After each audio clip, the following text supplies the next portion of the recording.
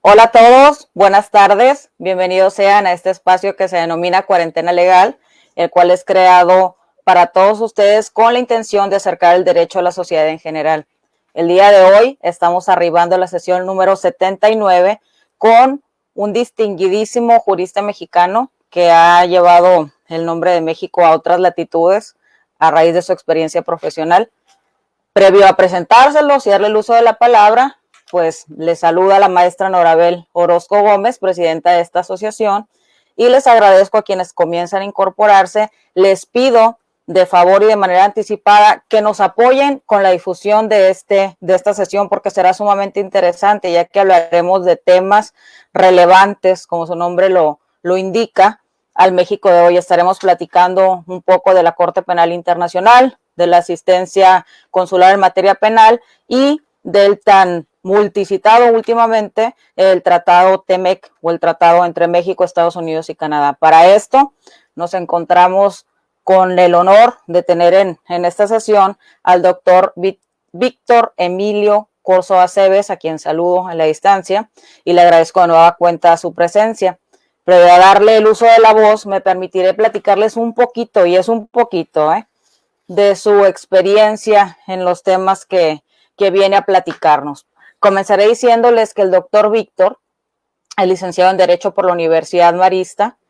cuenta con una maestría en Derecho Internacional y Comparado por the University of Iowa College of Law en Estados Unidos, es doctor en Derecho por la Universidad Marista y doctorante en Política Criminal y Ciencias Penales por el Instituto Nacional de Ciencias Penales. Actualmente se desempeña como consejero experto en temas complejos de derecho internacional y mecanismos internacionales de solución de conflictos de la Secretaría de Relaciones Exteriores. Fungió como director de Derecho Internacional de la Consultoría Jurídica de la misma institución. Se ha desempeñado como jefe del Departamento de Protección y Asuntos Legales de los Consulados Generales de México en San Diego, California y San Antonio, Texas, en Estados Unidos. Fue asesor legal del subsecretario para Américas del Norte de la Secretaría de Relaciones Exteriores, director de Análisis Jurídico Internacional de la Dirección General de Extradiciones y Asistencia Jurídica de la antes Procuraduría General de la República.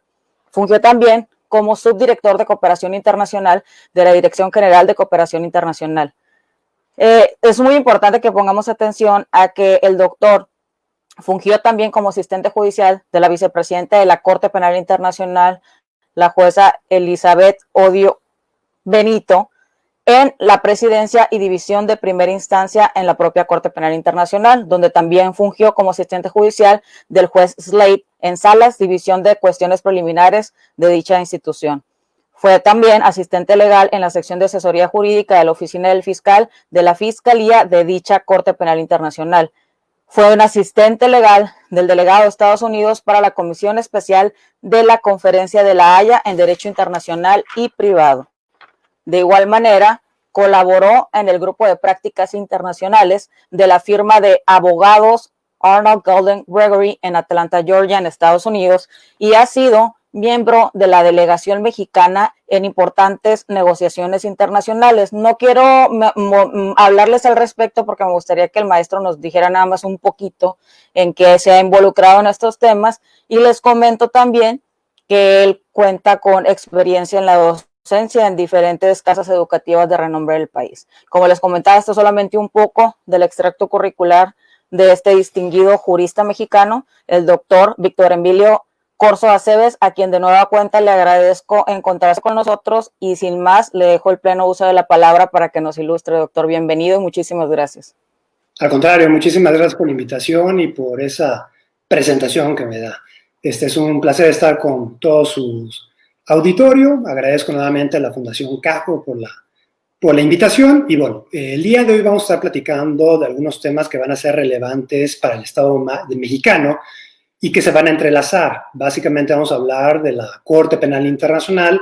de lo que sería la asistencia que otorga el gobierno de México en materia consular para los mexicanos en casos penales, y finalmente platicaremos sobre los retos que vamos a tener, que va a enfrentar el gobierno de México, Estados Unidos y Canadá en lo que sería ya la entrada en vigor del TEMEC. Primero vamos a iniciar con lo que sería la Corte Penal Internacional y vamos a ver cómo todos estos temas van a estar entrelazados. Si bien es cierto, parecen muy remotos, en la práctica no lo son. Y no lo son por lo que serían las relaciones internacionales tan complejas que vamos a tener en la comunidad internacional y por las distintas vertientes que estamos viendo hoy en día por los diferentes intereses que cada uno de los estados tienen dentro de estas instituciones o dentro de esos instrumentos jurídicos o en esas políticas exteriores que desarrollan en el territorio de terceros estados. Entonces, el primer tema que me gustaría platicar es el de la Corte Penal Internacional. En la Corte Penal Internacional, como todos ustedes saben, es el experimento que al día de hoy es el único tribunal en materia penal con la posibilidad de llegar a tener una jurisdicción casi universal, dependiendo de lo que serían los estados que ratifiquen el Estatuto de Roma. En otras palabras, entre más países acepten la jurisdicción de la Corte Penal Internacional, esta va a poder ejercer su competencia y conocer de aquellos crímenes más graves dentro de lo que sería la perspectiva de la comunidad internacional. Si nos vamos al Estatuto de Roma, y nada más para dar un poco de contexto para poder entrar a lo que serían ya los temas que se están tratando el día de hoy, vamos a ver que la Corte Penal Internacional tiene jurisdicción solamente sobre 4 crímenes. El crimen de genocidio, el crimen de lesa humanidad, los crímenes de guerra y el crimen de agresión. El crimen de agresión, si bien es cierto, estaba incluido dentro del Estatuto de Roma en un principio, vamos a ver que en una etapa posterior es cuando ya es propiamente definido por la propia complejidad que conllevaba el tener una definición de dicho delito, ya que si bien es cierto teníamos una resolución de la Asamblea General de las Naciones Unidas, la resolución 3334, donde se esbozaba que era la agresión, ahí básicamente estábamos hablando de una declaración política, la cual no tiene ninguna validez a nivel internacional, y también es muy importante señalar que una cosa van a ser las prohibiciones dentro del derecho internacional y otra cosa van a ser la criminalización en sí de la conducta. Entonces, de esta forma, la Corte Penal Internacional es un experimento que ya necesitaba la comunidad internacional, en el cual se vino trabajando por décadas. Si nos remontamos a lo que sería los primeros años después de la Segunda Guerra Mundial, de la configuración de las Naciones Unidas, vamos a ver que uno de los primeros instrumentos en materia de derechos humanos que se codifica va a ser la Convención en contra del genocidio. En esta convención es el primer instrumento donde se empieza a hablar de una corte internacional con jurisdicción para enjuiciar este tipo de conducta delictiva. Los antecedentes, obviamente, de la Corte Penal Internacional va a depender de qué perspectiva los querramos ver. Los antecedentes directos van a ser los tribunales ad hoc del Tribunal Penal para la Antigua Yugoslavia y el Tribunal Penal Internacional para Ruanda, los cuales fueron creados por el Consejo de Seguridad de Naciones Unidas actuando bajo sus facultades del capítulo 7 de la Carta, las cuales se dedican o facultan al Consejo de Seguridad para implementar medidas que cuando se ponga en riesgo la paz y la seguridad mundial. Aquí sería otro tema, pero bueno, aquí mucho se ha discutido sobre si el Consejo de Seguridad tiene facultades realmente para crear tribunales internacionales o no, y en los primeros casos que se desahogaron ante el Tribunal Penal Internacional para Antigua Yugoslavia, en el caso Tadic, es justamente donde el propio tribunal entra a estudiar la legalidad de dicha entidad, y vamos a ver que llega a la conclusión que el Consejo de Seguridad efectivamente sí tenía facultades para crear este tipo de mecanismos. Antes de la Segunda Guerra Mundial, después de la Segunda Guerra Mundial, vemos que los antecedentes que tenemos es el Tribunal Penal para el Lejano Oriente, los juicios de Tokio y el Tribunal de Nuremberg, donde se juiciaron a los máximos responsables de lo que sería el grupo nazi. Si ya nos podemos ver de un punto de vista estricto, pues vamos a ver que el primer intento de crear un tribunal internacional pues fue después de la Primera Guerra Mundial, cuando se intentó enjuiciar a Guillermo II, el Kaiser alemán, por crímenes en contra del derecho de los tratados.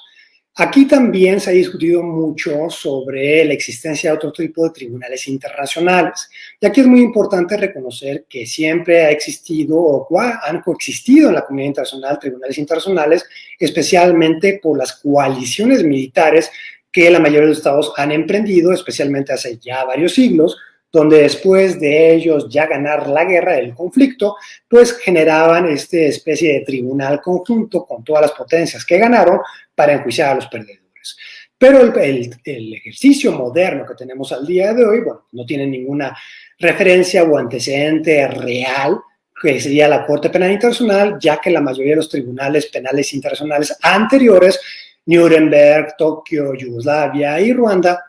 van a ser tribunales con una jurisdicción retroactiva, y la Corte Penal Internacional, tal como lo señala el Estatuto de Roma, es una jurisdicción proactiva, hacia adelante. Antes de lo que sería la entrada en vigor del Estatuto de Roma, se prohíbe una investigación de este tipo, y es uno de los esquemas o de los candados que establecieron los propios estados para mantener ellos el control sobre la forma de operar del sistema internacional. Aquí, este comentario me sirve para quitar el elefante en lo que sería en la sala, en el sentido de que muchas personas siempre ponen falsas expectativas respecto al sistema internacional o al derecho internacional. En otras palabras, se cree falsamente que el derecho internacional está ahí para que los estados sirva como una camisa de fuerza, o que instituciones internacionales se cree que tienen la facultad de meterse al territorio de terceros estados para poner orden cuando las cosas salen de control. Y bueno, esto está claramente equivocado. El sistema internacional, hay que reconocer que después de lo que sería la suscripción del Pacto de Westfalia en 1648, pues técnicamente la comunidad de estados termina desconociendo la autoridad supranacional que hasta ese momento venía desempeñando la Iglesia Católica, y terminan abrazando la máxima parim parem nolaber imperium, bajo la cual se señala o se esboza el principio de soberanía nacional e igualdad soberana, que ya lo vemos codificado en el artículo 2 de la Carta de las Naciones Unidas y en la Carta de la Organización de Estados Americanos. De esta manera, pues vamos a ver que el derecho internacional no es constituido por una autoridad supranacional, sino los estados, que son los propios miembros del sistema, son los que van a establecer las normas. Entonces, cuando nos preguntamos, o muchas veces vamos a escuchar en las noticias cuando hay un conflicto armado, o como pasó en el genocidio de Ruanda y en la limpieza étnica de la ex Yugoslavia, que muchas veces se culpaba a las Naciones Unidas de no haber actuado de manera oportuna, y eso es claramente falso, porque las Naciones Unidas no actúa de forma autónoma, sino básicamente necesita un consenso dentro de su membresía, especialmente dentro del Consejo de Seguridad, en el cual, si nos vamos a la Carta de las Naciones Unidas, y aun cuando yo comentaba hace un momento que existe el principio de igualdad soberana, pues es una falacia esto de que haya una igualdad plena en la realidad respecto a todos los estados. Si bien es cierto, el principio de igualdad soberana señala que todos los estados equivalen a un voto al interior de la Organización de Naciones Unidas, pues vamos a ver que va a haber una asimetría real en las relaciones internacionales, e inclusive dentro del Consejo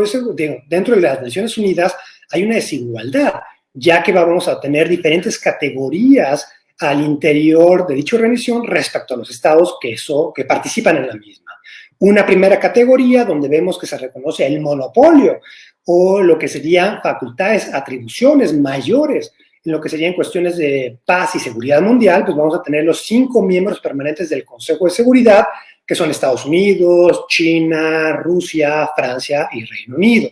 Y aquí también hay que señalar que México fue electo recientemente para ocupar un asiento como miembro no permanente del Consejo de Seguridad a partir de lo que sería el 2021 a 2021-2022. Entonces va a ser muy interesante también ver la participación por parte de México, porque también aquí se está rompiendo el esquema tradicional que había, en el cual se equiparaba una participación en foros internacionales como una violación al principio de no intervención en los asuntos internos del Estado, que ustedes recordarán se encuentra codificado en la fracción 10ª del artículo 89 constitucional dentro de la Carta Magna mexicana. Entonces, bueno, pues estamos viendo que México va a tener una participación relevante y se va a volver muy importante, y ya que en estos momentos estamos viendo también el desarrollo de una guerra fría, de un enfrentamiento entre lo que sería Estados Unidos con China y un poco más atrás Rusia. Pero bueno, regresando a lo que sería la clasificación de los estados, al interior de Naciones Unidas tenemos esa primera categoría de miembros permanentes. Segunda categoría sería el resto de los 187 países que son miembros de las Naciones Unidas. Posteriormente vamos a tener aquellos estados que todavía no son miembros de Naciones Unidas, sino simplemente tienen el estatus de observadores permanentes, como sería la Santa Sede y el Estado de Palestina. Y finalmente vamos a tener aquellos estados que no son miembros de Naciones Unidas. Entonces ahí, dependiendo de lo que sería la membresía, el estatus que tenga cada estado al interior de las Naciones Unidas, pues va a tener un rol mucho más activo en lo que serían codificaciones, votaciones, para la adopción de resoluciones de la Asamblea General, para participar más activamente en cualquier tema que se esté discutiendo en lo que es propiamente el asiento de la comunidad internacional. Entonces, bueno, la Corte Penal Internacional, si bien es cierto, se crea el Estatuto de Roma fuera del esquema de las Naciones Unidas, es muy importante señalar que la misma sí mantiene una interrelación con dicha organización, e inclusive el propio Estatuto de Roma de la Corte Penal Internacional faculta al Consejo de Seguridad para que le remita situaciones inclusive de estados que no son partes del Estatuto de Roma, en otras palabras, que no reconocen la jurisdicción de la Corte Penal Internacional, pero considerando que el Consejo de Seguridad tiene facultades extraordinarias bajo el capítulo 7 en cuestiones de seguridad y la paz mundial, pues tiene la atribución de remitir una situación en concreto y obligar a que el Estado en el cual se está remitiendo la situación hacia la Corte Penal Internacional, pues acepte la jurisdicción de la Corte e inclusive tenga la obligación de cooperar con la misma. Claro, una cosa es lo que dice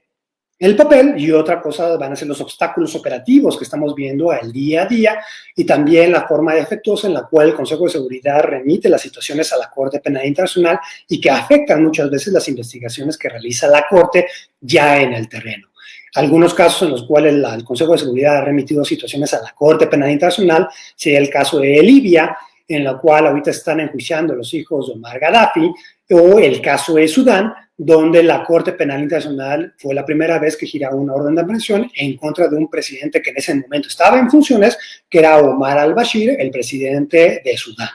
El presidente de Sudán, pues ya, si hacemos un poco de memoria, fue derrocado hace unos meses y ahorita se encuentra en la cárcel en Sudán, acusado por cargos de corrupción y se está a la espera de que el mismo sea entregado a la Corte Penal Internacional también para responder por los crímenes internacionales de los cuales se le está acusando en La Haya.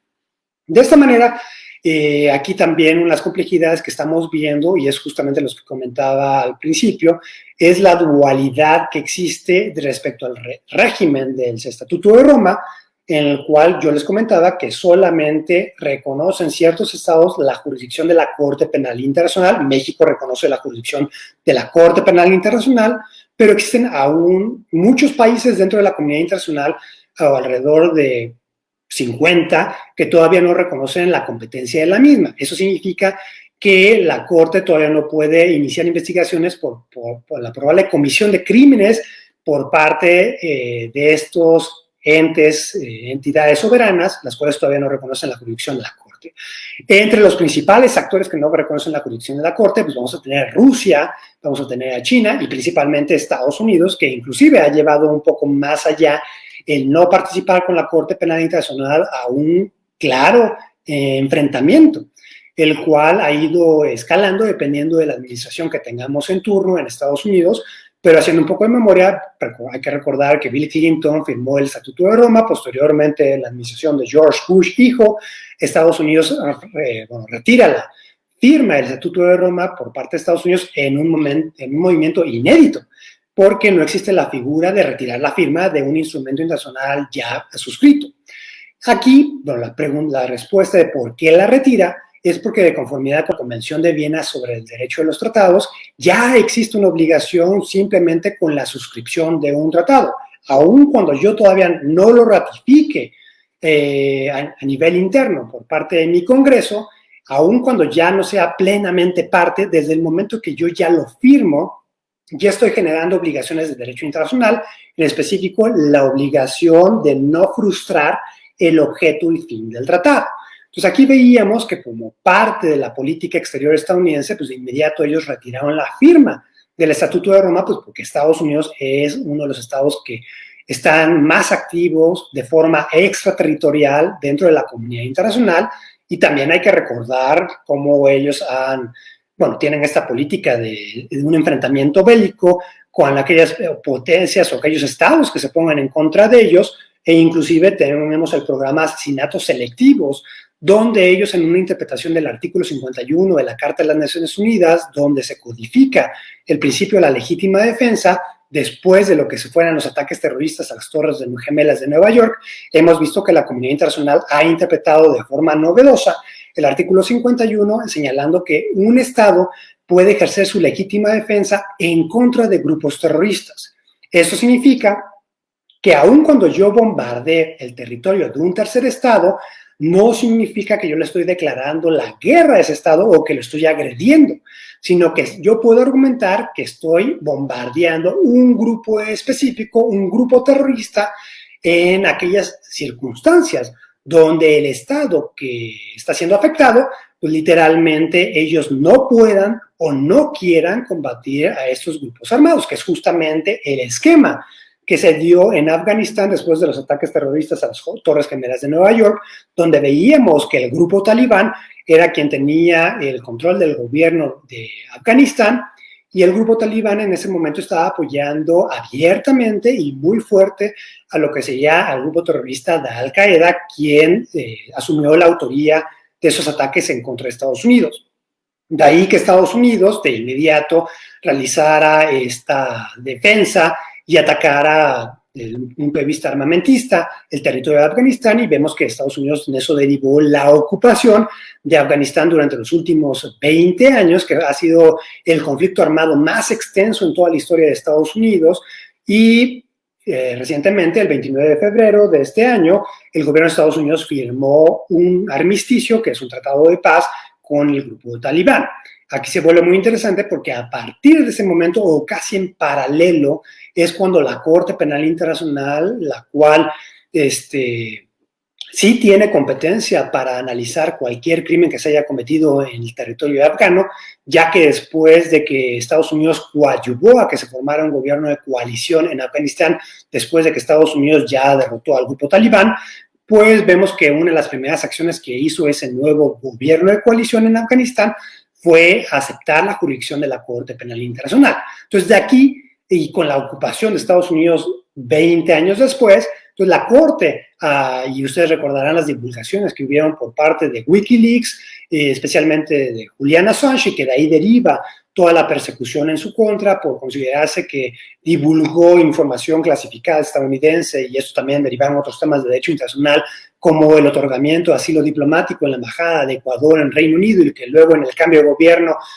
después de que termina su mandato, el presidente Correa en Ecuador, el nuevo presidente de Ecuador termina ya dando por terminado el asilo diplomático a favor de Julian Assange, y otorga la autorización para que las autoridades de Reino Unido ingresaran a arrestarlo. Pues vamos a ver que todo esto está entrelazado, y justamente con esta información y todas esas atrocidades que Estados Unidos perpetró a través de sus Fuerzas Armadas y también por parte de operativos de la CIA en Afganistán, especialmente por este tipo de cárceles móviles que había por parte de Estados Unidos, donde se realizaban esas técnicas de interrogación que ya rayaban en métodos de tortura. Pues vamos a ver que la Fiscalía de la Corte Penal Internacional ya hace unos años le solicitó a la Sala de Cuestiones Preliminares de la Corte Penal Internacional la autorización para iniciar una investigación por los crímenes que se cometieron en Afganistán, ya sea por el gobierno afgano, por los talibanes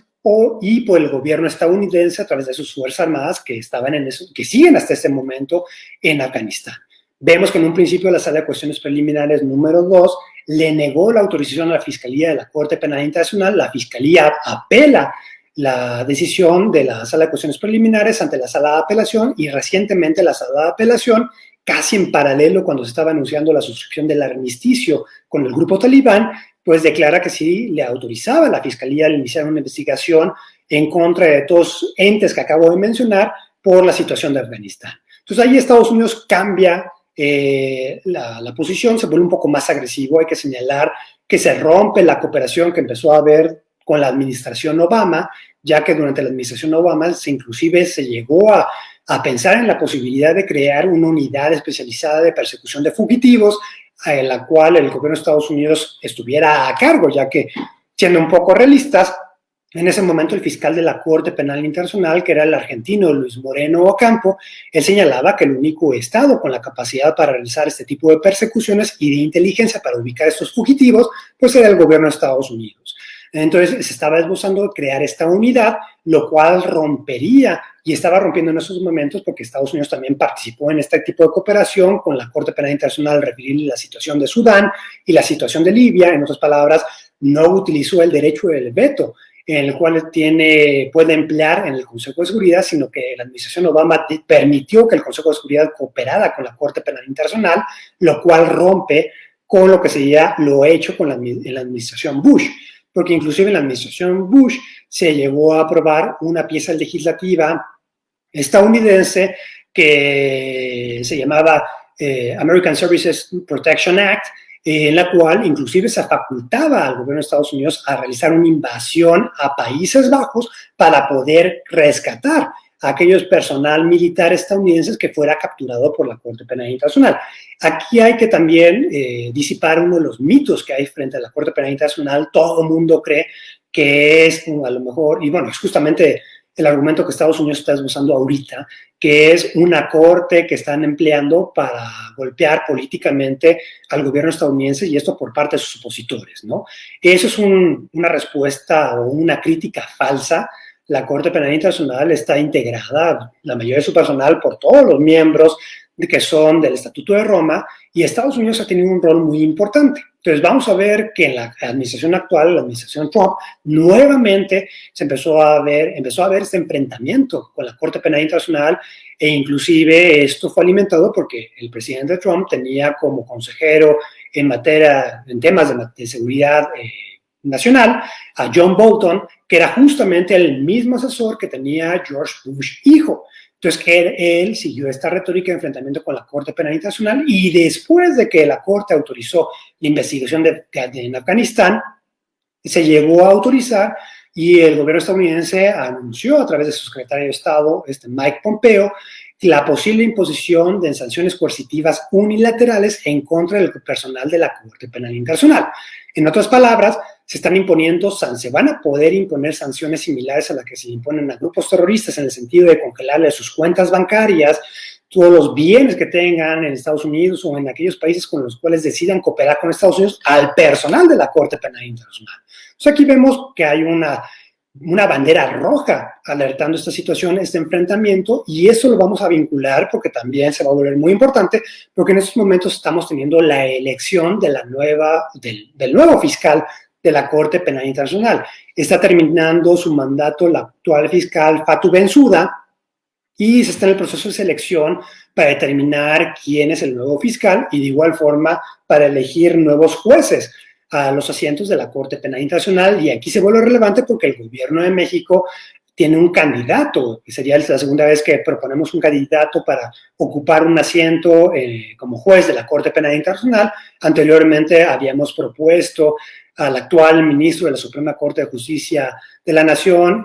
Javier Lainez Potisek. En su momento perdió la elección, y actualmente estamos proponiendo como jueza a Socorro Flores, que es una embajadora de carrera dentro del Servicio Diplomático de Carrera mexicano, y bueno, ella está contendiendo por uno de los asientos. Entonces aquí se va a volver muy importante este enfrentamiento que estamos teniendo, Estados Unidos está teniendo con la Corte Penal Internacional, porque pudiera México también tener un rol importante al ocupar uno de sus nacionales un asiento como juez dentro de la Corte Penal Internacional. Y bueno, aquí también, para finalizar esto, varios de ustedes recordarán que desde que se dio el inicio de un enfrentamiento un combate mucho más abierto por parte del gobierno de México, ya hace algunos sexenios, frente a la delincuencia organizada, al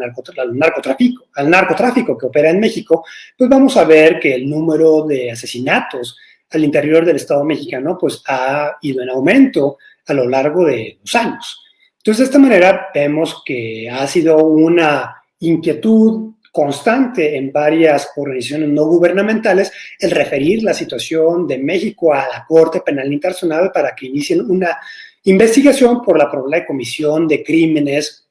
internacionales en territorio mexicano.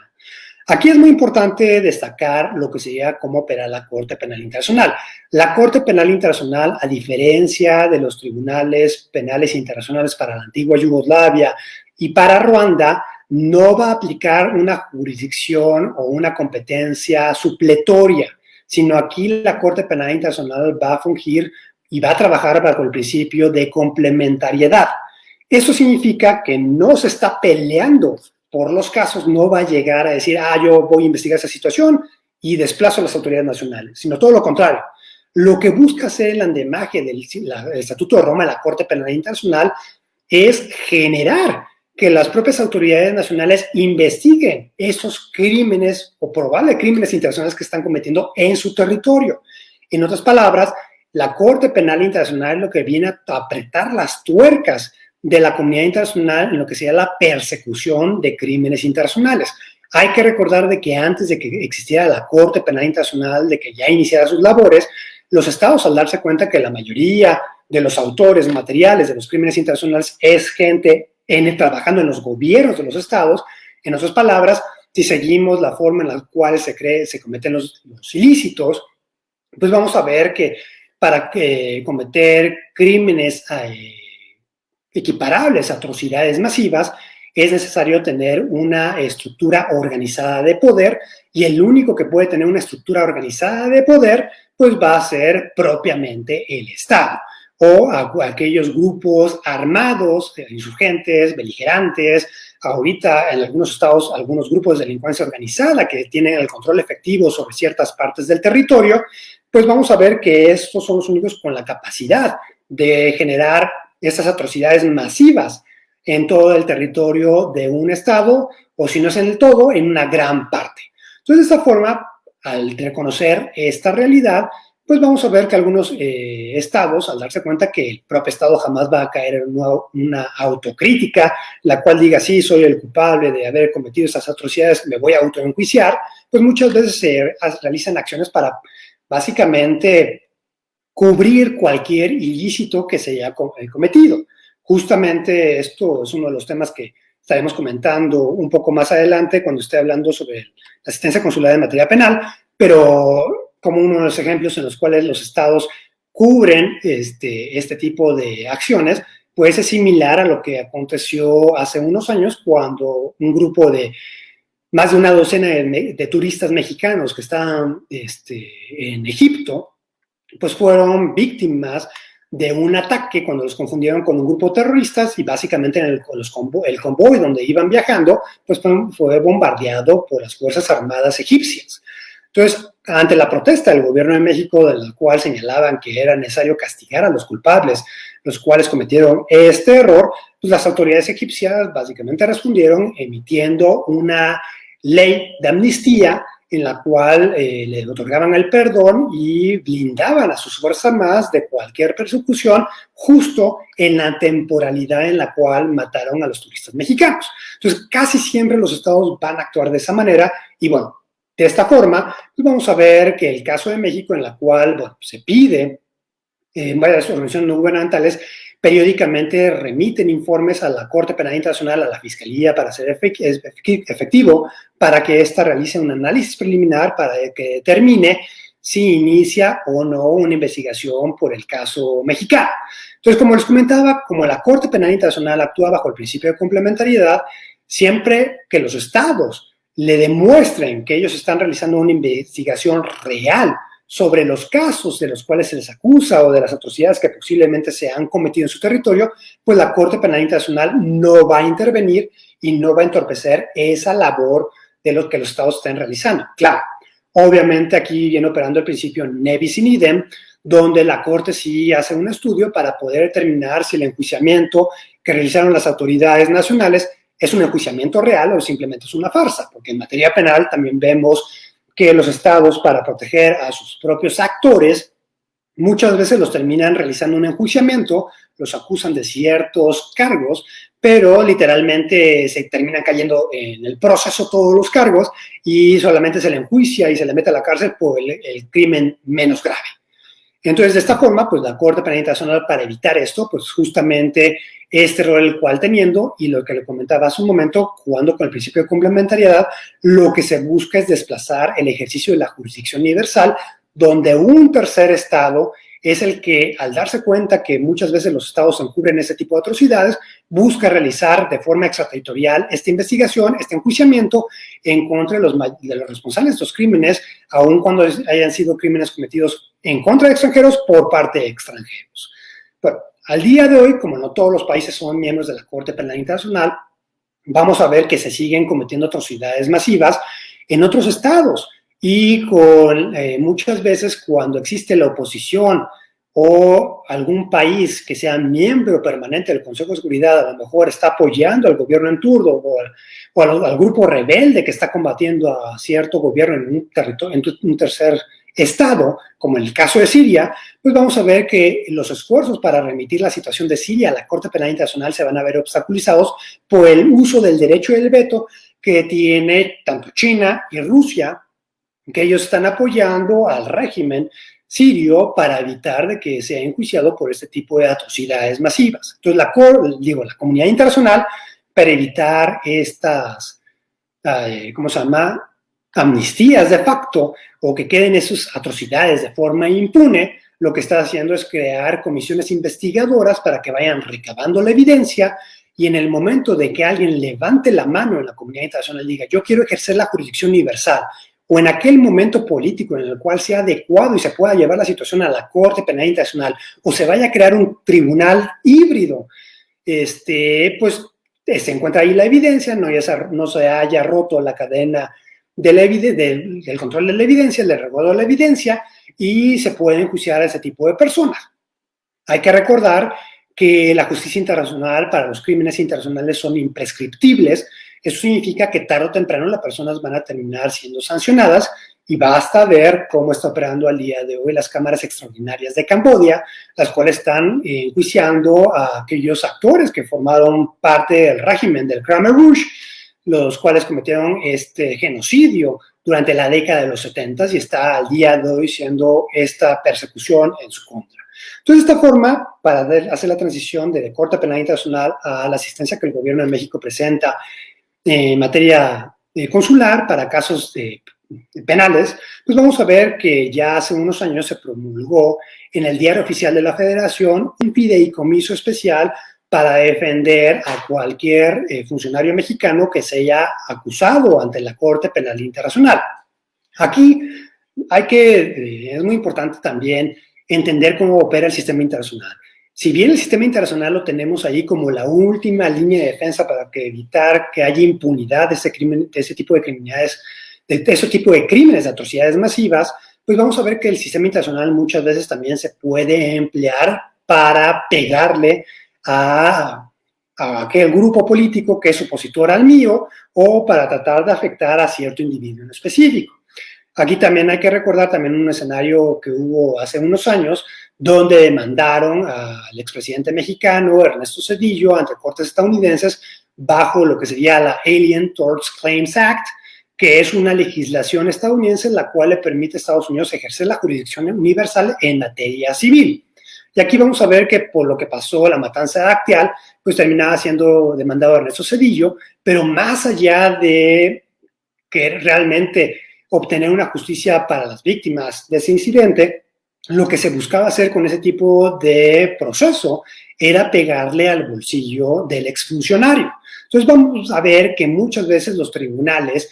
son objetos o le dan entrada a este tipo de demandas frívolas, y muchas veces, si bien es cierto, aquí se pueden cometer atrocidades masivas y puede ser legítima una denuncia ante este tipo de instancias internacionales, también hay que señalar que muchas veces cuando los estados ejercen sus atribuciones de seguridad pública para controlar a lo mejor la delincuencia organizada que está desbordando en sus países, muchas veces también los grupos delictivos van a patrocinar este tipo de denuncias, argumentando que están violando los derechos humanos de la población, que son simplemente ejecuciones por parte de las autoridades nacionales. Entonces vamos a ver que esto es un escenario tradicional de inteligencia y contrainteligencia. Entonces, bueno, para evitar de que un funcionario, el cual tomó decisiones constitucional, bajo las atribuciones constitucionales que tiene el Ejecutivo Federal de tener el monopolio de la seguridad pública, pues vamos a ver que se creó este fideicomiso para poder otorgar una representación correcta a los funcionarios que pudieran llegar a ser enjuiciados ante la Corte Penal Internacional, y es justamente este tipo de asistencia legal la cual el gobierno de México está realizando o aportando en este caso en específico. Lo mismo se replica en el extranjero para cualquier nacional mexicano. Y eso me permite ya transitar al segundo tema, que es la asistencia consular en materia penal. Aquí vamos a ver que uno de los objetivos,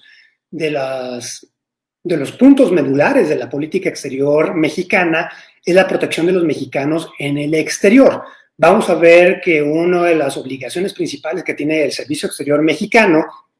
que es el cuerpo diplomático de carrera del Estado mexicano, va a ser precisamente la protección de sus nacionales en el extranjero. Si vemos el número de mexicanos que hay en el extranjero, pues es un número muy grande. La diáspora mexicana en Estados Unidos es la diáspora principal que México tiene en el extranjero. Tenemos alrededor de 34 millones de mexicanos de primera, segunda y tercera generación viviendo en Estados Unidos. Se hace un cálculo de aproximadamente 10, 12 millones de mexicanos con estatus irregular en Estados Unidos, y considerando y tomando en cuenta que Estados Unidos adolece muchas veces de sufrir en su sistema judicial y su sistema de procuración de justicia, adolece del cáncer de lo que se llama la xenofobia, y justamente también lo vimos en épocas recientes con las protestas que hubo en todo el territorio estadounidense por el movimiento de Black Lives Matter, con el asesinato de George Floyd a manos de las policías locales. Pues vamos a ver que el gobierno de México ya tiene identificado este tipo de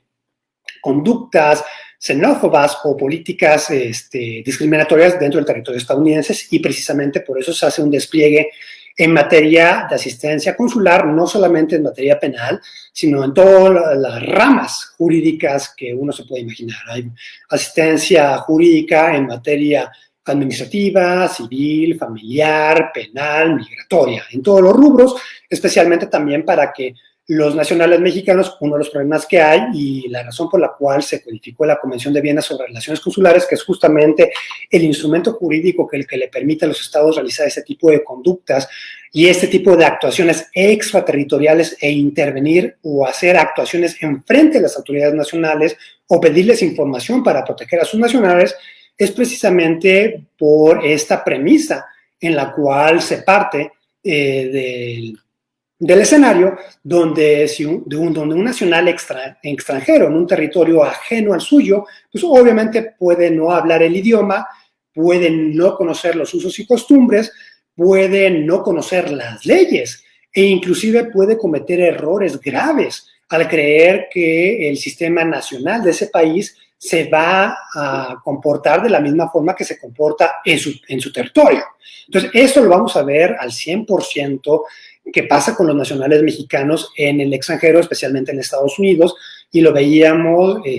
claramente la forma en la cual los latinos, los mexicanos nos expresamos. Ustedes ven cómo he estado hablando a lo largo de estos minutos, hago muchas gesticulaciones con la cara, muevo mucho las manos, y esto, el sistema estadounidense muchas veces se puede considerar como que la persona se está alterando. Entonces, todo esto, los consulados que México tiene en Estados Unidos, que es la red consular más vasta que cualquier país podía tener en el territorio de un tercer estado, tenemos 50 consulados en todo el territorio estadounidense y una sección consular mexicana, los cuales se abocan a la protección de los mexicanos en el exterior. Pues vamos a ver que vamos a fungir como puentes culturales entre los mexicanos y las autoridades estadounidenses para poderles explicar cómo opera el sistema estadounidense, porque precisamente también vemos que, por ejemplo, en México existe el dicho de que el que nada debe, nada teme. Entonces, muchas veces los connacionales, cuando son detenidos, a lo mejor en una parada de tránsito, una sanción, una infracción de tránsito, el connacional, cuando le empieza a preguntar cosas mayores o mucho más profundas, la gente de Procuración de Justicia, la policía local, pues el connacional de repente piensa que si le platica toda su vida al agente policíaco, pues a lo mejor lo va a dejar ir y le empieza a contar de que no, bueno, yo vengo de México y me crucé de forma irregular, pero yo vengo aquí a chambear nada más y le mando mi dinero a mi familia. Y bueno, la problemática que va a haber es que si bien es cierto, los agentes de procuración de justicia, especialmente las policías locales, no pueden ejercer funciones migratorias, lo que sí pasa en la operatividad es que de inmediato le hablan a sus amigos de patrulla fronteriza o de ICE para que ellos sí vayan al lugar donde está la persona ahí siendo infraccionada y ahora sí lo procesen migratoriamente. Entonces vamos a ver que aquí la disparidad. En México aplica el dicho de que el que nada debe, nada teme, y en Estados Unidos aplica la teoría del pantano. Entre más te muevas, más te hundes. Precisamente ahí, por eso uno de los derechos Miranda va a ser que tienes el derecho a guardar silencio y todo lo que digas será usado en tu contra. Entonces, todo esto es lo que se te tiene que explicar a la comunidad mexicana y de igual forma la forma diferente en la cual funciona el sistema de procuración de justicia una vez de que ya están enfrentando un proceso penal. Muchos de los connacionales se van con la idea de que el sistema opera como en las películas, de que si tienen el derecho a un jurado, a tener un juicio con un jurado, casi la mayoría de los connacionales quieren irse hasta esas alturas creyendo que bueno, van a salir victoriosos. Y muchas veces son sorprendidos y piensan de forma errónea que su abogado ya los vendió o que el abogado está vendido con la contraparte o que su abogado no está actuando de manera correcta, pues porque ignoran que dentro del sistema estadounidense lo que se busca o lo que se utiliza primordialmente es el plea bargain. En otras palabras, de que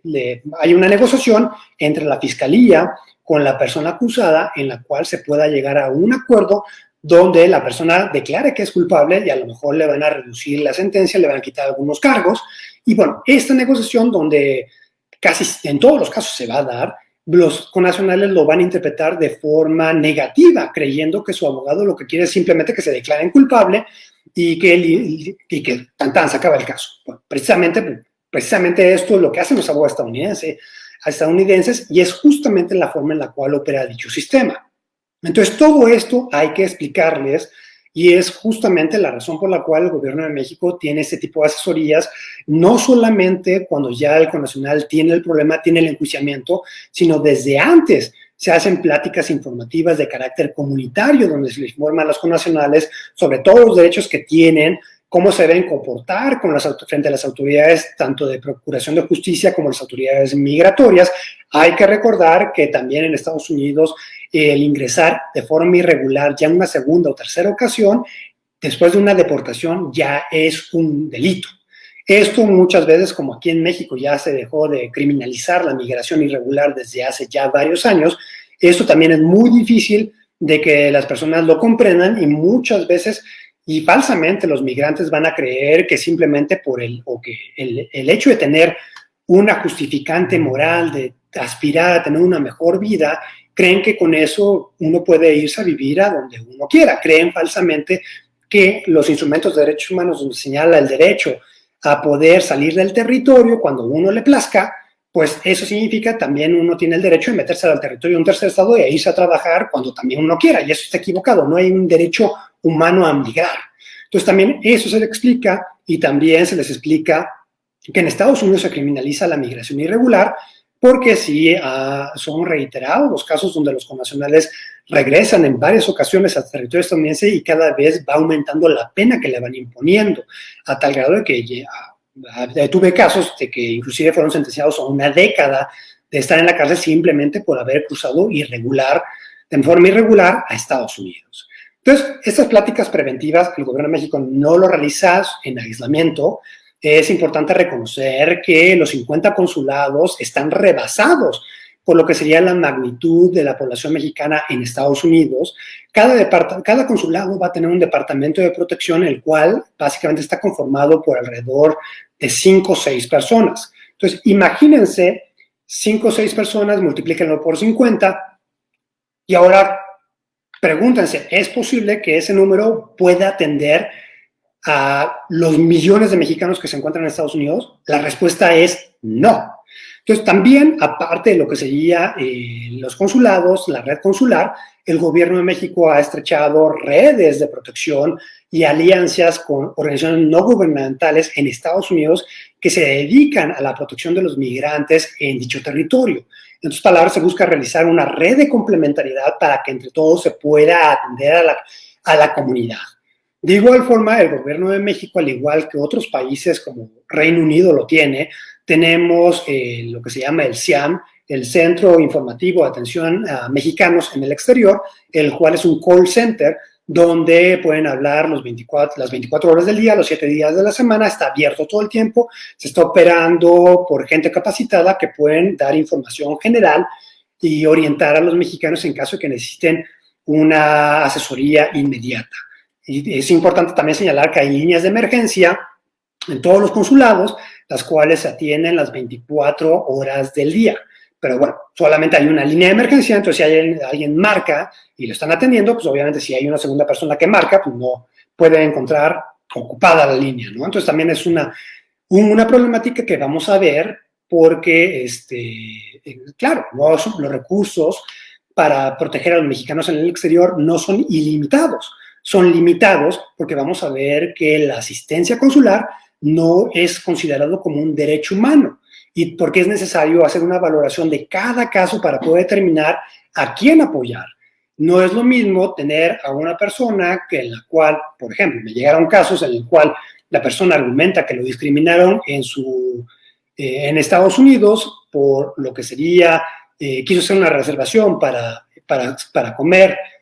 la cena de acción de gracias en su club de golf y le dijeron que estaba ya saturado, entonces él argumentaba que lo estaban discriminando. No es lo mismo esa situación a una persona literalmente en la cual es un migrante irregular que apenas está cruzando la frontera y es víctima de lo que sería un uso excesivo de la Fuerza Armada. Entonces, aquí la pregunta es, con quién o a quién le voy a ofrecer los recursos limitados con los que cuento? ¿A la persona que, según él, lo discriminaron en su club de golf o a la persona que apenas está cruzando de forma irregular y que literalmente no tiene recursos económicos? Entonces, de ahí que la asistencia consular, la protección diplomática, no pueda ser un derecho humano, porque no se puede proteger a todos, porque los recursos son limitados y sí hay que discriminar para las personas más necesitadas. De esta forma, pues vamos a ver que en materia penal, aparte de la asesoría que se brinda dentro de lo que serían los consulados, tenemos otro elemento que tenemos en la Convención de Viena sobre Relaciones Consulares, que es la notificación consular. La notificación consular significa que cada vez que un mexicano es detenido por las autoridades locales o federales, tienen la obligación estas de avisarle al consulado o a la embajada que la persona fue detenida. Sin embargo, hay algunas autoridades, y claro, que siguen lo que sería al pie de la letra del artículo 36 de la Convención de Viena sobre Relaciones Consulares, donde señala que esto va a ser de carácter opcional siempre y cuando la persona detenida lo pida. Entonces, aquí uno de los graves errores es que las personas llegan a decir, ¿sabes qué? No quiero que le avisen al consulado, porque también vamos a tener personas que literalmente quieren ejercer su derecho al olvido. Hay personas que vienen huyendo de su familia, que están dejando en territorio nacional y ya no quieren que se les avise a nadie. Hay personas con antecedentes penales en México que tampoco quieren que le avisen a la autoridad mexicana porque si no van a saber que ya están de fugitivos en Estados Unidos y va a haber el tercer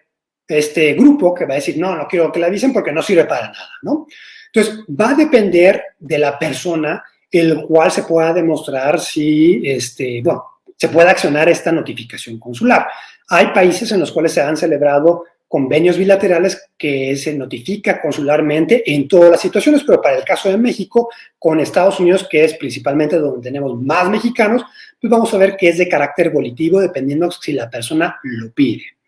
Entonces, aquí vamos a ver de que una vez de que lo notifican al consulado, también lo que hace el consulado es darle un seguimiento, pues no solamente para lo que sería el proceso. Estados Unidos, tiene un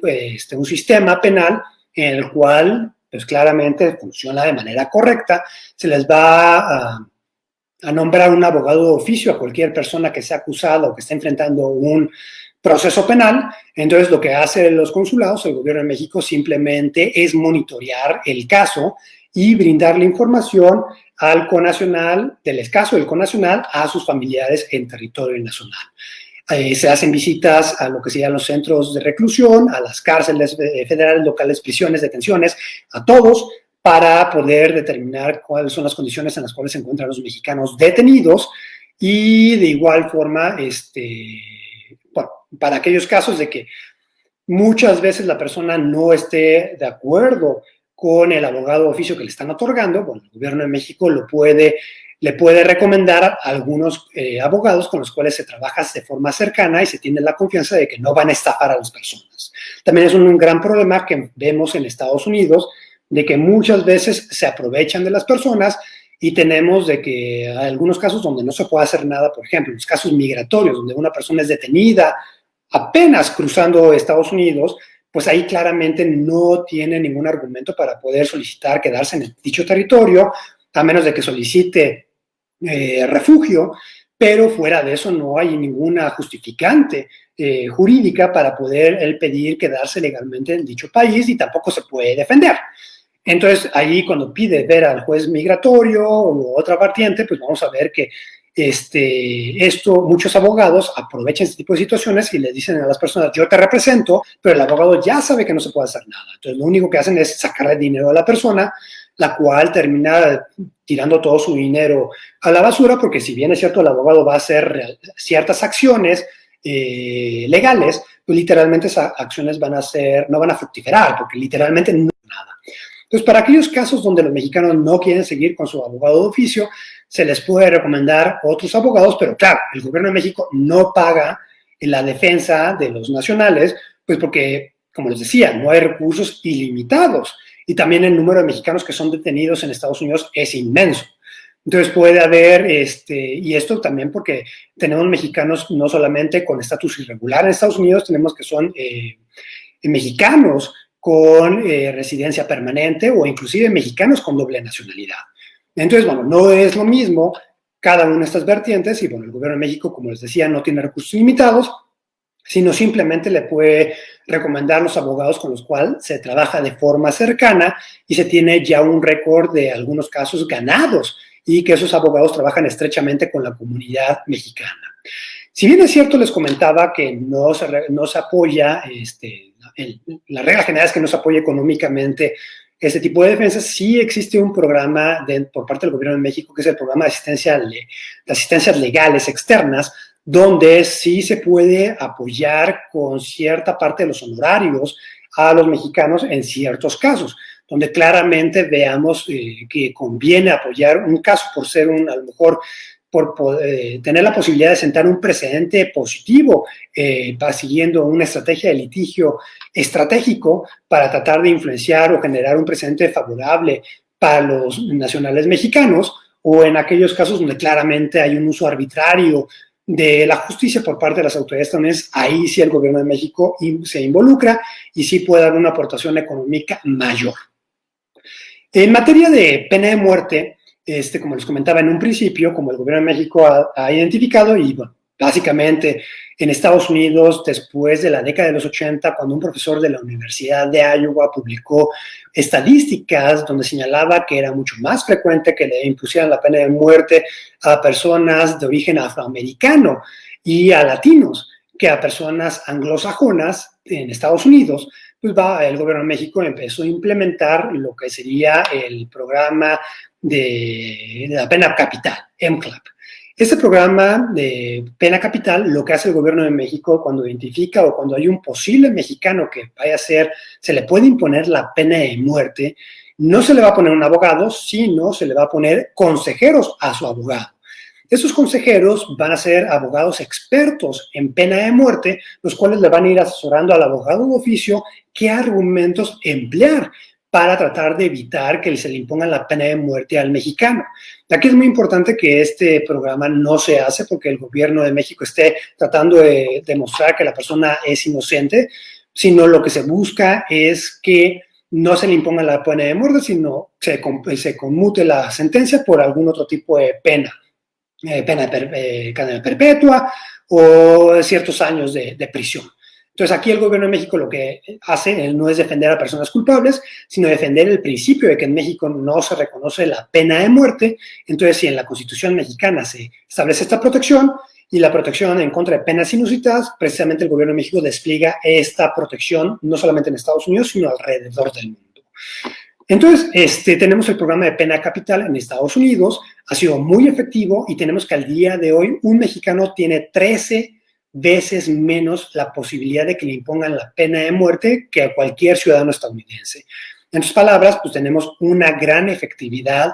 por parte de este programa. Es uno de los principales programas que ha obtenido beneficios muy altos por el gobierno de México para los nacionales mexicanos en Estados Unidos.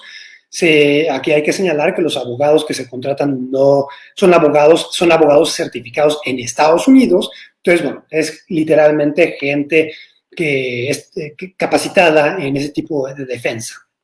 Hay que señalar que si bien la Convención de Viena sobre Relaciones Consulares señala y faculta a los cónsules para poder realizar las primeras acciones, para poder asegurar que sus connacionales estén correctamente defendidos ante los tribunales nacionales, eso no significa que el cónsul pueda fungir como representante legal de los connacionales, sino forzosamente se tiene que estar certificado por parte de la barra de abogados de cada uno de los países, en el caso de Estados Unidos. Entonces, de esta forma, pues vamos a ver que los abogados que el gobierno de México tiene no son abogados que estén trabajando en el consulado, sino son externos y, bueno, literalmente son abogados estadounidenses. Aquí nada más por darles algunas cifras, pues vamos a ver que el gobierno de México solamente, por lo que sea el periodo de diciembre de 2018 a mayo de 2020, se atendieron en ese tipo de casos de asistencia consular, de asesorías legales, se atendieron 282,000 casos. De estos 282,000 casos, vamos a ver que bueno, son diferentes de otro tipo de asistencia consulares, aparte de asistencia legal, pero los casos en los que yo comentaba que el gobierno de México patrocina ciertas partes de la reclamación, vamos a ver que se atendieron 4,229 casos, y de los casos de pena de muerte en este periodo se atendieron 222 casos donde potencialmente se le iba a imponer la pena de muerte a un mexicano, o se le acusaba en ese momento, y se logró revertir la imposición de pena de muerte a 59 casos. Entonces, vamos a ver que es muy activo lo que sería este tipo de asesorías que el gobierno de México está otorgando en Estados Unidos, y de igual forma se otorga a nivel extranjero, ¿no? Principalmente hemos tenido casos de pena de muerte en Asia por tráfico de drogas, y ahí el gobierno de México ha logrado que se compurgue la pena por una pena en cárcel y no por la pena de muerte, y de igual forma otro tipo de asesorías de materia penal que se otorga, o beneficios que se otorga en materia penal, base en los tratados de ejecución de sentencias penales, donde existe la posibilidad de que los mexicanos terminen de compurgar sus sentencias en territorio nacional, esto con la finalidad de que estén cercanos a sus familiares. Entonces, como podemos ver, pues bueno, el gobierno de México ofrece una gran asistencia consular a todas esas personas, y principalmente en este rubro. Y finalmente, bueno, el último caso, el último tema que nos toca hablar va a ser lo que sería el TEMEC. Y vamos a ver que el TEMEC es parte de esos esfuerzos de integración que tiene el gobierno de México en la región de América del Norte desde hace ya más de 20 años, donde literalmente se está rompiendo y cambiando el paradigma para estrechar las economías y las poblaciones de los tres estados.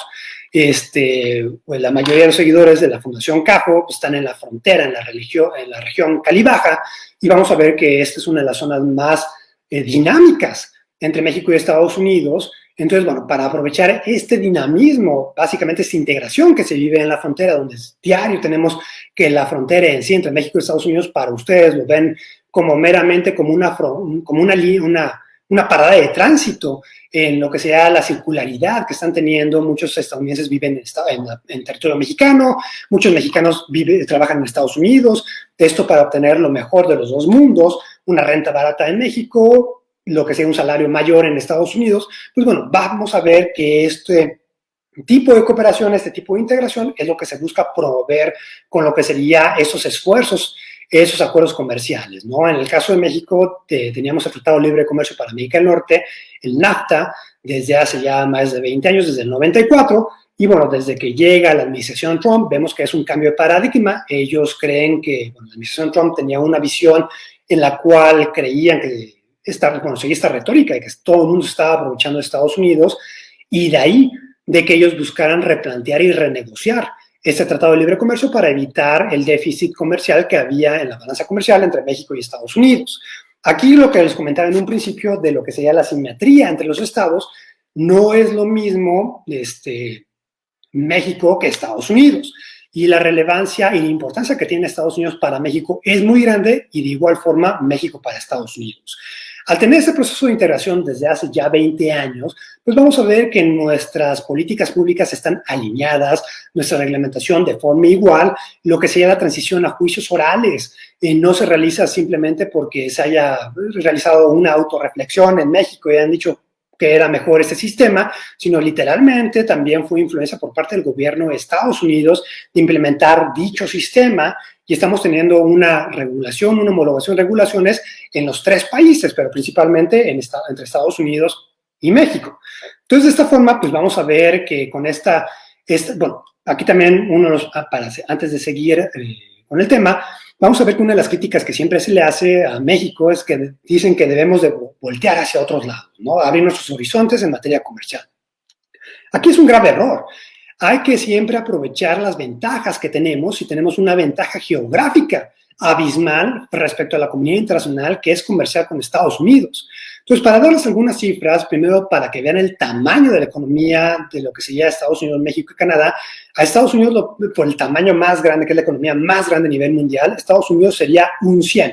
La economía de México comparada con Estados Unidos sería simplemente un 5, y la de Canadá es un 10. Entonces, para que vean ahí el peso que tiene cada uno de esos países dentro de las negociaciones de ese tipo de acuerdos, y lo que sería ya la relación bilateral México-Estados Unidos, la balanza comercial, vamos a ver que Estados Unidos, el 80% del comercio internacional de México se va hacia Estados Unidos. En cambio, para Estados Unidos, México simplemente representa el 20%. Entonces, ahí la importancia y también la disparidad que había en las negociaciones entre México, Estados Unidos y Canadá, y por eso, bueno, se cedió a renegociar el Telecán, a lo que tenemos ahora el TEMEC. Ahora el TEMEC, que ya entró en vigor desde el 1 de julio, pues vamos a ver que se actualizan algunos de los temas que teníamos en el Telecán. Hay algunos otros donde sí claramente puede verse como que se acorta las ventajas que teníamos por parte del Telecán, pero creemos que el TEMEC sigue siendo beneficioso. Cualquier tipo de acuerdo comercial de libre comercio que siga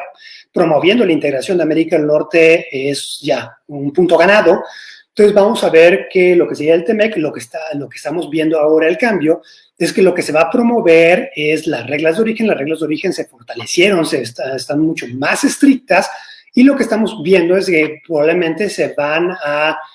cambiar la forma en la cual están trabajando al día de hoy las cadenas de producción, en el sentido de que va a ser necesario producir más todavía aquellos suministros que van a conformar los productos que se generan en la región dentro de la propia región. En otras palabras, se busca cerrar el acceso a la región de América del Norte por parte de otras entidades. Vemos para el caso de México, si bien Estados Unidos se salió del TPP, de este acuerdo transpacífico, pues vamos a ver que México sigue en el mismo, el TPAT.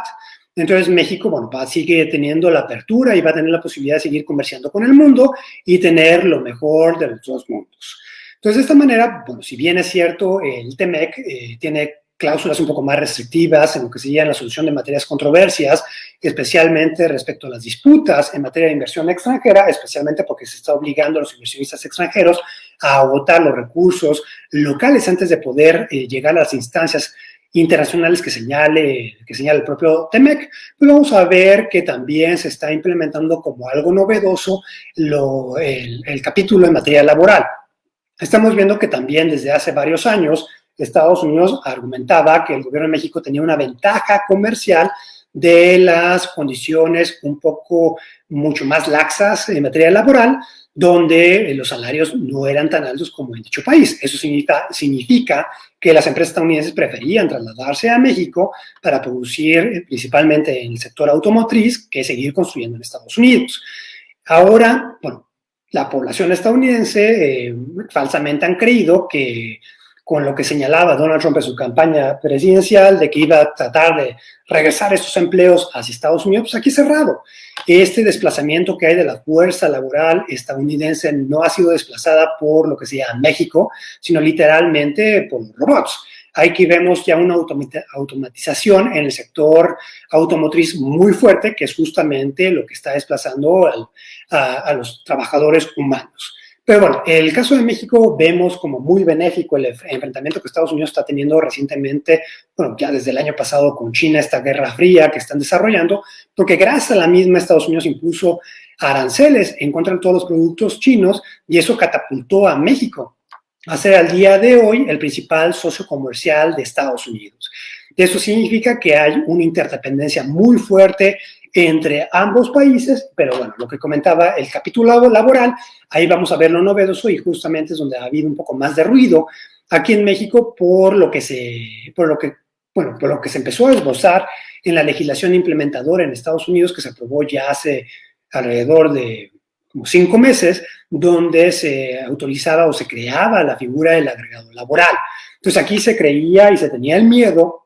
de que pudieran realizar este tipo de inspecciones extraterritoriales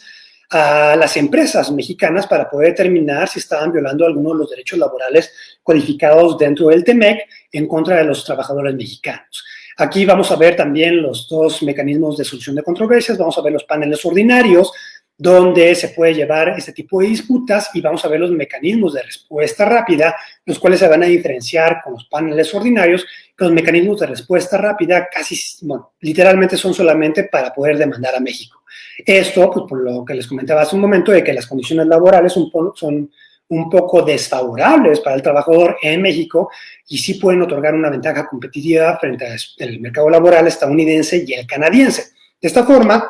pues vamos a ver, y justamente en los anexos del TEMEC, vamos a ver que se señala, básicamente los requisitos que se señalan para poder mandar a una empresa en Estados Unidos y accionar un mecanismo de respuesta rápida en contra de una empresa estadounidense o canadiense, es casi imposible. Y entonces vemos que esto claramente tiene un destinatario que es el lado mexicano, tratar de implementar esta reforma laboral, la cual ya se adoptó hace varios años y que se vuelva esta realidad, ¿no? Entonces vamos a ver que el TEMEC de esta forma, si bien es cierto, tenemos estas figuras, en lo que sería la figura del agregado laboral, donde se señala que alguien adscrito a la Embajada de Estados Unidos aquí en la Ciudad de México va a estar verificando si se está implementando de forma correcta la reforma laboral por parte de las autoridades judiciales y el Ejecutivo Federal, pues vamos a ver que esto no es extraño, es justamente lo mismo que hacen los cónsules mexicanos en Estados Unidos también en materia laboral y en materia penal. Uno le da seguimiento a los temas que uno desee para tratar de evitar de que el otro país se pase de listo y obtenga una ventaja en contra de uno mismo. Pero claro, muchas veces todo el mundo cree que el principio de soberanía señala que es el completo desplazamiento de cualquier autoridad extranjera para que realice actos de autoridad en su territorio. En sus palabras, es tachado siempre de muy negativo el ejercicio extraterritorial de una autoridad extranjera en el territorio de un tercer estado, pero esto lo vemos claramente que está permitido por el derecho internacional en materia diplomática, en materia consular, en la cooperación México-Estados Unidos vemos que hay las preinspecciones aduanales, donde los agentes estadounidenses ya hacen estas preinspecciones en México y estos ya vienen operando desde hace ya un par de años, y de igual las inspecciones migratorias, los filtros migratorios también hay una fuerte coordinación. Y no se diga las agencias de procuración de justicia, los dos países tenemos lo que sean los agregados legales para poder desahogar este tipo de casos ante las autoridades nacionales de cada uno de los países. Y yo me quedaría aquí por si hubiera alguna pregunta.